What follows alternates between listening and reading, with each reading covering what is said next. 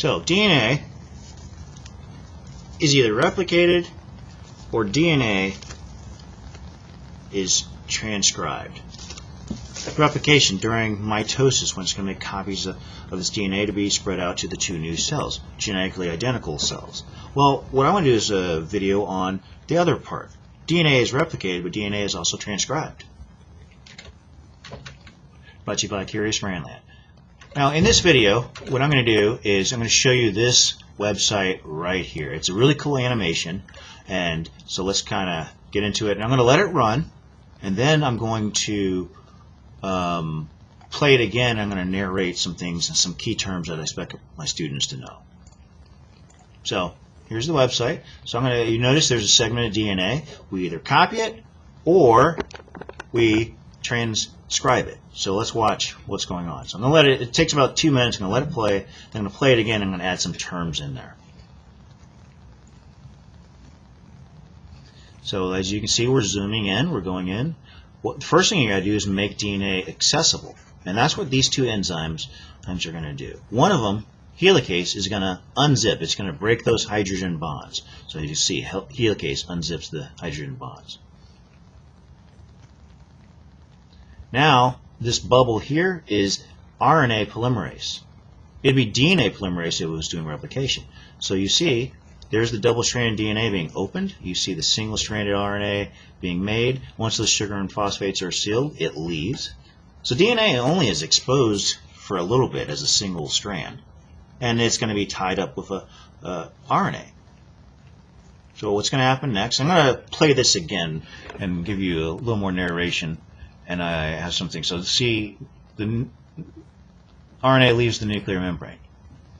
This is a ribosome.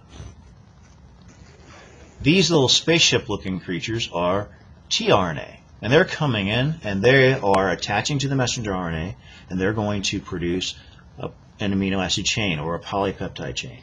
When it's done, it's going to fold up and become a functional protein. So what I'm going to do is I'm going to play it again, but this time I'm going to give you a little more details. So let's start again. And what I like about this website is I can control it, so I can advance to the next slide. So as you saw before, there's the chromatin. It's chromatin because it's during interphase.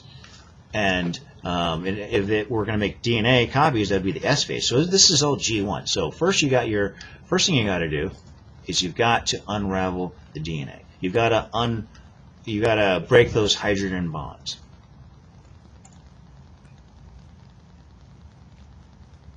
And what I like about this is I'm going to point out DNA that's an RNA, and here we go. So let's pause the video and see. Do you see? This is A to T.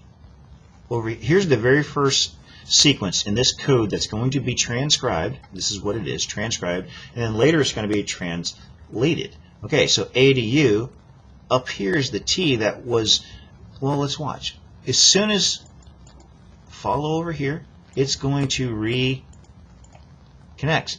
It opened here and then it reconnects. So you're only looking at about like 15 bases that are actually single-stranded for DNA at any one time. They unzip, hydrogen bonds breaking, unzip. Here they are rezipping. Now what's happening is the sugar and the phosphates are attaching. Now it's deoxyribose for DNA. Here it's ribose. And there you go. Now as you go in, you know, this cytosine and guanine, well, the guanine up here is a deoxyribose. The guanine here is a ribose. So there is a difference between guanine DNA and guanine RNA. So I'm going to go ahead and let it play. As you can see, it's untwisting here, it's twisting back here. It's hydrogen bond forming and twisting. Now that enzyme Helicase is what holds it open, but this little blue bubble is RNA polymerase because you're building a polymer. So let's go ahead and go to the next slide. I'm just going to advance over. So we've got to leave the nucleus if we're eukaryotes. Then we're going to find a ribosome. So here's your ribosome.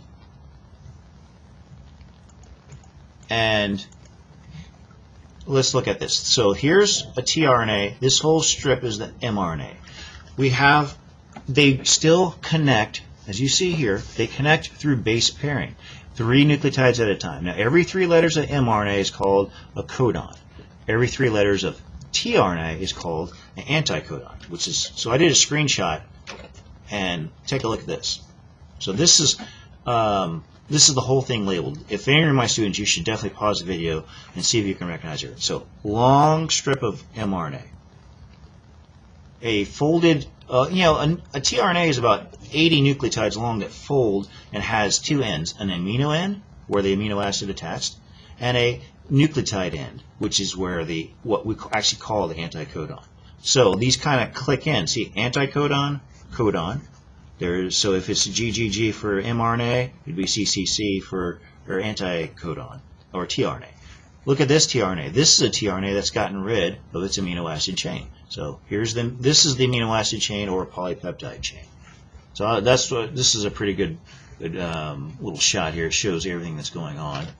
So if we go back to the video, just let it play to the end. Once this, one thing I want to point out, this ribosome is actually translating the messenger RNA. So messenger RNA is translated, DNA is transcribed. The two, transcription and translation, make up protein synthesis.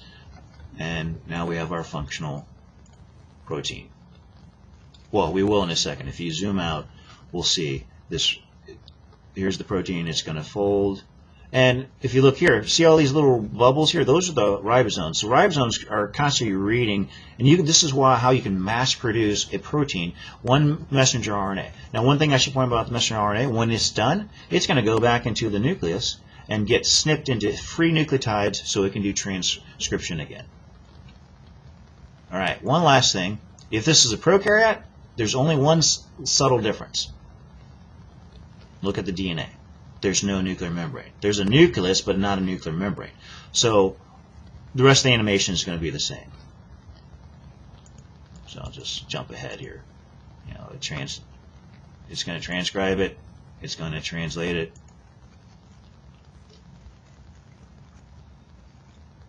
So I'm going to kind of go back and leave the slide here. This is the big picture. DNA is transcribed. That product is RNA. RNA is translated. That product is an amino acid that will fold to become a functional protein. All right? Brought to you by Curious Marine Lab.